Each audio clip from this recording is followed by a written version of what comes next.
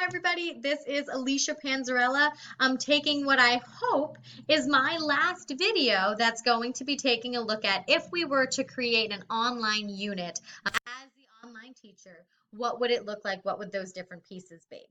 And the reason why I say hopefully this is my last video is because like most online teachers, I encountered a technological difficulty. One where I had to figure out how to troubleshoot, what do we need to do in order to move forward, and just kind of like how we've been talking about since the beginning of the year, online teachers do need to be a little bit tech savvy. So I'm hoping that you are going to see more than just a blank screen and audio when you view this video. So here's to fingers crossed. Okay, so looking at the actual assignment for this week, I kind of looked at it as okay, well, I can talk about an online unit that I could create, or I can actually create one that would be applicable to this year. Even though I'm in a brick and mortar setting, there is definitely something that could benefit from an online portion. So the AP Physics 2 content, which is very theoretical. It's not as hands-on as the AP1 stuff is. Uh, doesn't do the portion of modern physics that's relativity. I don't think it does it justice. So even if we look at one of the College Board resources or one of our books, that half a page that you're seeing right there is all the emphasis that the College Board puts onto relativity. Um, but what I have a problem with that is, okay, if we just kind of quickly glance over this section because maybe they're going to ask one question, it's going to make a lot of misconceptions and a lot of misconnections with other portions of modern. So I do think that we need to give this portion of modern physics the due justice that it deserves. So in trying to think about, okay, well, I can't spend that much time in class. But what if I did an asynchronous online portion, which I do think would be pretty effective with my AP2 guys? So what I decided to do was kind of make a skeleton of what the unit would look like that the AP kids would be seeing, and I decided to use Edmodo. So far, I've really liked the different pieces, and excuse me, I think I have to sneeze. Ooh, the different pieces that Edmodo allows us to kind of place in here, the comments, the different groups that you can make. I really like that. The only thing that I don't like is right now, if a student would log into it, they would be seeing my final thoughts and reflection. So unfortunately, they would have to go and scroll down. But knowing that they have to do that, we can get to the bottom. And here are the first things that the students would be seeing. We see an initial welcome letter and starting documents. So I do think it's important to first, get the students acclimated to the expectations of the class. We've been saying, how are we going to get people involved? How are you going to set standards? How are you going to grow that bigger community? And how we're first going to do that is with a couple different ways of introducing. So the first thing that I would give them is my philosophy of online teaching, and that's one of the things that we wanted to talk about. So feel free to pause the video at this point if you wanted to read my philosophy. But what you're going to find is that my philosophy for online teaching is really not going to be too different than what my philosophy is in a brick and mortar setting. We said pretty much from week one, good teaching is good teaching. Our philosophies are the same regardless of our format. So one thing that kind of stuck out to me from our readings from this week was in chapter 2 from, and I'm sorry, I can't pronounce his last name, said that an effective online teacher is dedicated, motivational, flexible, organized, and has a passion for teaching and is patient.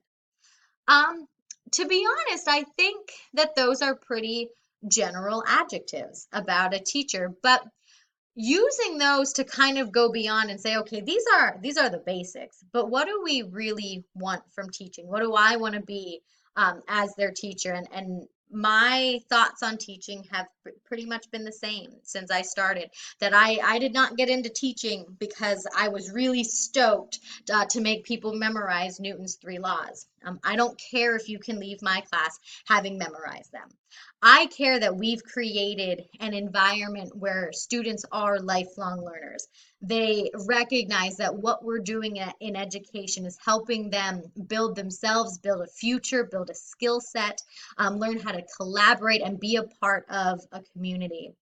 So that's everything that I hope to kind of instill in my classroom and in an online classroom, because regardless, I am hoping to help them achieve everything that they want as an individual within the education setting and their goals as they move forward.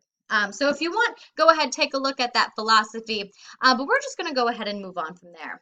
So one of the things that I really liked about our course was pretty much each unit we had a written introduction, we had a video, and then we had our resources, which really look at that accessibility component. And we looked at accessibility in two different ways. You know, what are we visually and in terms of our products, what does it look like, what does it sound like, but also, you know, making sure that we hit all learners, the ones who may be visually impaired, have a disability, but every single student is able to be successful. So in my introduction, I'm going to make sure that I have multiple different ways that students can access this.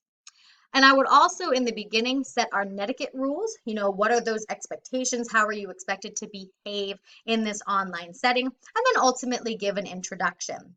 But within that introduction, again, showing them multiple different ways of looking at the information, whether it be through a video that I create, whether it be a written document, but multiple different ways for them to see that. And that was one of the things that I had said last week that I thought that I was failing on, because my documents were very general. I wasn't providing multiple different ways of presenting directions, and that's something that I want to fix for this. So starting off, the students would kind of start with more of like a discovery thought experiment, looking at Albert Einstein and his theory of relativity.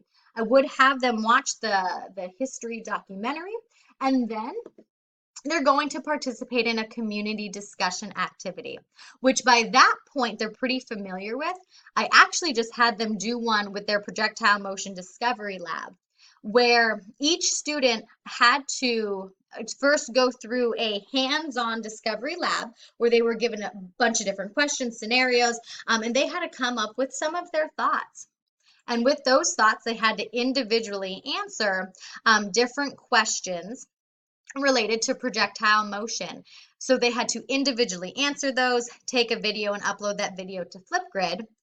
And then students had to comment on each different Flipgrid. And they also had to not only expand the conversation, just like we've been doing in our class, but they also did have to answer any questions.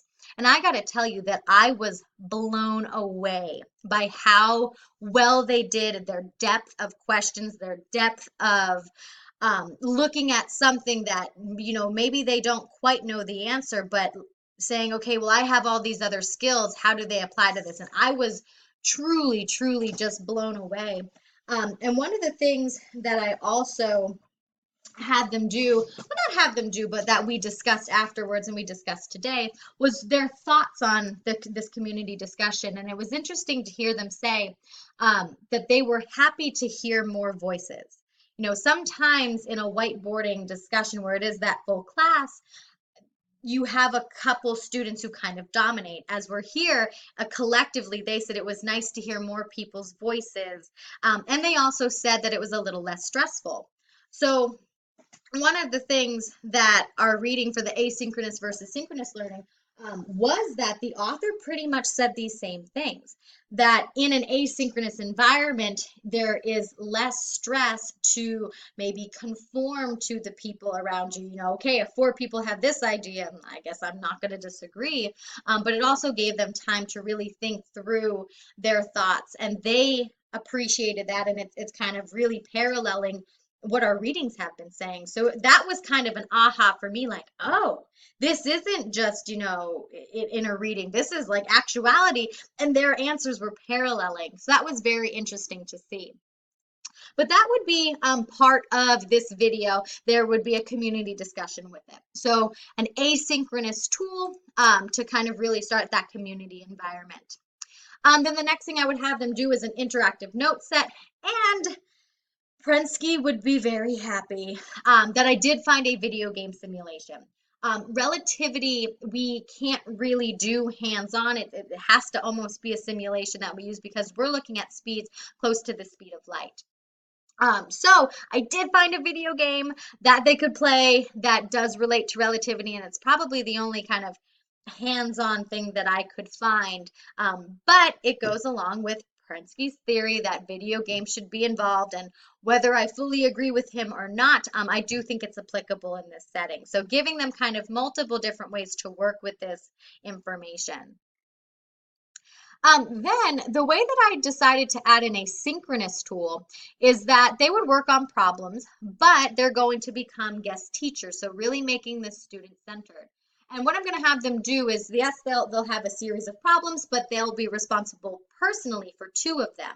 So what they would do first is conference with me to teach me their 2 problems. And then that way we can make sure the answer is right, make sure their explanation is correct. And then they would upload their video to Flipgrid, adding in an asynchronous portion. So I didn't want to just have this fully an asynchronous class. So that's why I thought, you know what, having them conference with me, teach me first, adds in that synchronous piece. Sorry, there's an ad here.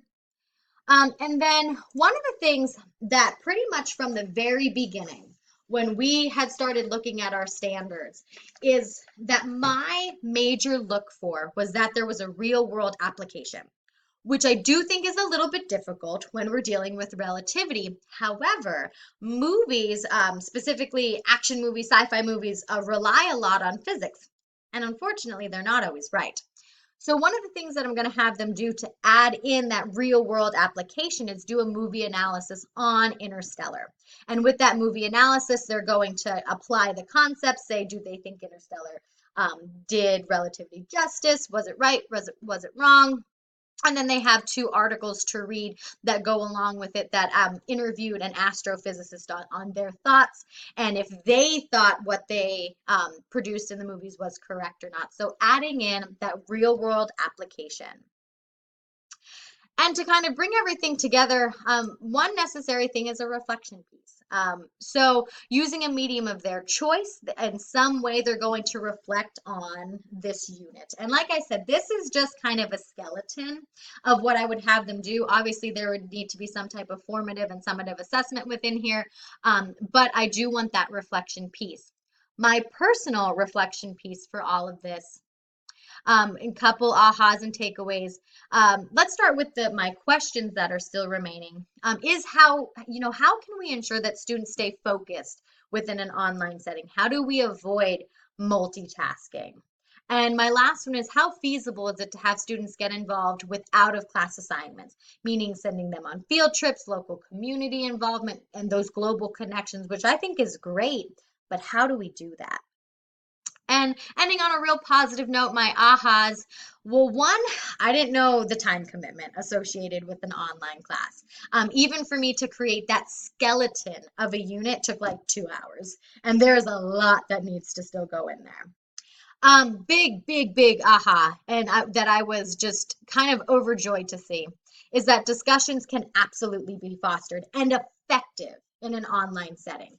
And the fact that even today and yesterday, I saw such depth with their discussions really gave me a lot of hope that, hey, kids can do this. They can really foster a brilliant community in an online setting.